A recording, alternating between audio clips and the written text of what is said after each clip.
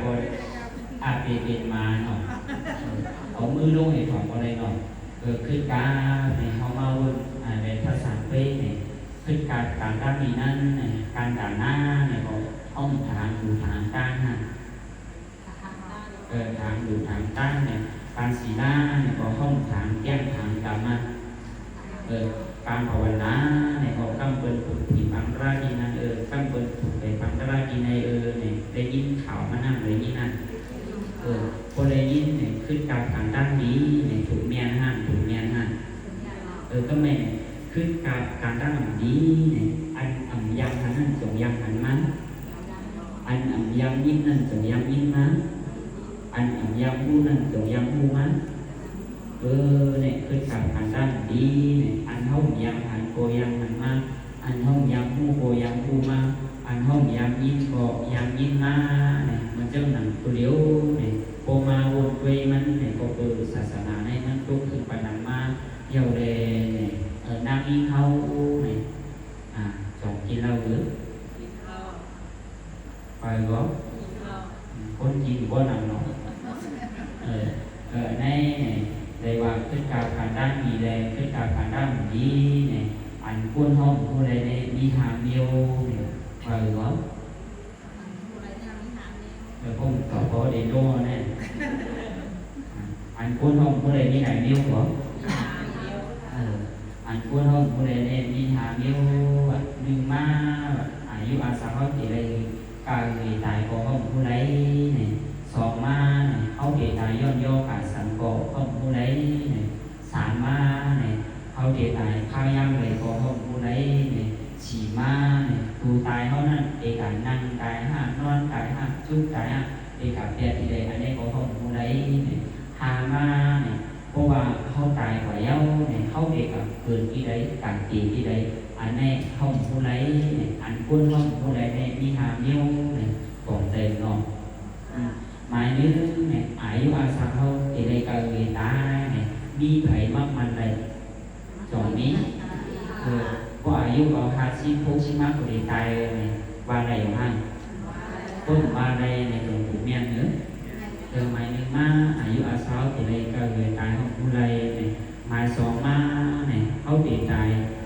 ย้อนย่อกับสังกอเขาผู้ใดเนี่ยนั่นก็ได้ตายย้อนย่อกับลุงเด็กกับว่านั่นก็กินที่ได้นั่นก็กล้าผ่าตายต้นผ่าตายนี่ก็อันนี้ก็มีไผ่ล้างเลย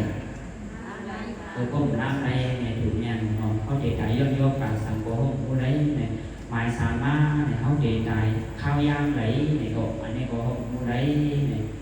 หมายสีมาเนี่ยถูกตายเขานั่นเนี่ยที่การนั่งตายจุกตายนอนตายตายที่การตายเป็นที่ไหนเนี่ยอันนี้ก็ผู้ใดเนี่ยจงถูกเนี่ยเนื้อคือทำไมหมายหามาเนี่ยมีไผ่มัดมันว่าพวกเขาตายปากเขาได้กลับเป็นทุกสกิลนั่นในเนี่ยมีวะจงนี้หรือ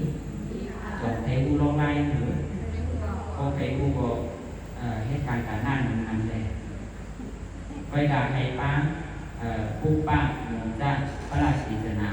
ให้ป้าทำก่อนวันนี้ใครหัวตั้งวันไหนเนาะให้หัวยาปุ๊บป้ามือเข้าไปในด้านนั้นก็เข้าอยู่ในโถงจุ่มวางก้อนจุ่มไหนกันล่ะมือเขาดึงด้านนั้นก็เข้าอยู่ในโถงจุ่มว่าเสียวหมุนด้านเดียวก็เข้าอยู่ในโถงจุ่มเนี่ยเจตนาสามป้าเนี่ยคือเป็นโทนเนี่ยของเดิมเนอะยังเป็นอะไรว่าการการหน้าแน่เนี่ยมันเป็นการเส้นตั้งบางมีดีเดอันกุ้นห้องผู้ใดเนี่ยมีหลายเนี้ยวก็หาเนี้ยวว่าจ้องนะหมายหนึ่งอายุอาสาเขาดีใดกาหรือตายก็อังผู้ใดหมายสองเขาดีตายย้อนย่อกาสังกออังผู้ใดหมายสามเขาดีตายเขายังหรือก็เขาอังผู้ใดหมายสี่ตัวตายเขา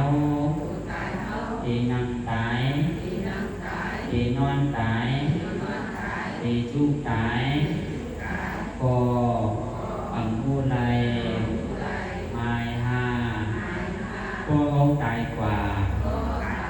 เอกาเกิดเอกาเตอีเลยก็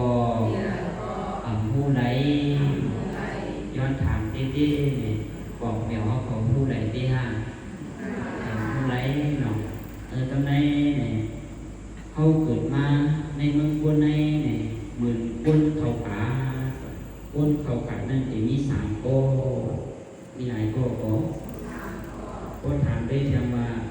เดี๋ยวเขาบอกเขาจองยามเขาป่ากุน